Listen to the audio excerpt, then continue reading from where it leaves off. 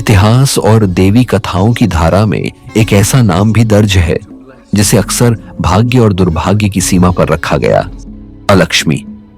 वह लक्ष्मी की बड़ी बहन थी जिसकी सुंदरता को कभी नकारा गया और जिसे देवियों के बीच दुर्भाग्य का प्रतीक बना दिया गया।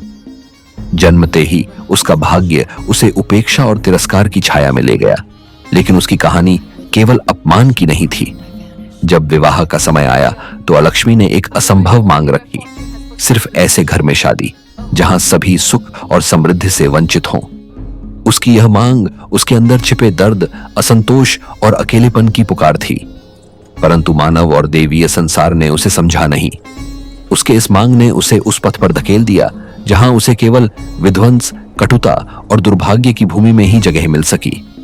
अलक्ष्मी को अंततः निष्कासित कर दिया गया और उसे उस स्थान पर भेजा गया जो जीवन और समृद्धि की शक्ति से बिल्कुल शून्य था।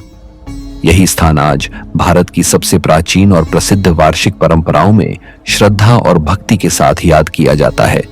जहां देवी लक्ष्मी का स्वागत होता है, वहीं अलक्ष्मी को दूर रखा जाता है, यह याद दिलाने के लिए कि सौभाग्य और दुर्भाग्य हमेशा दो बहनें होती हैं, जिनकी लड़ाई हमारी दुनिया के प्रत्येक कोने में गूंजती रहती है।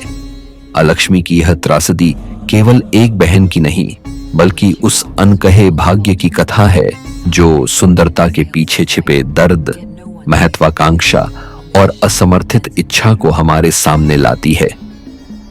उसकी कहानी हमें यह सिखाती है कि कभी-कभी सबसे सुंदर रूप भी भीतर से सबसे कठिन और अकेले होते हैं।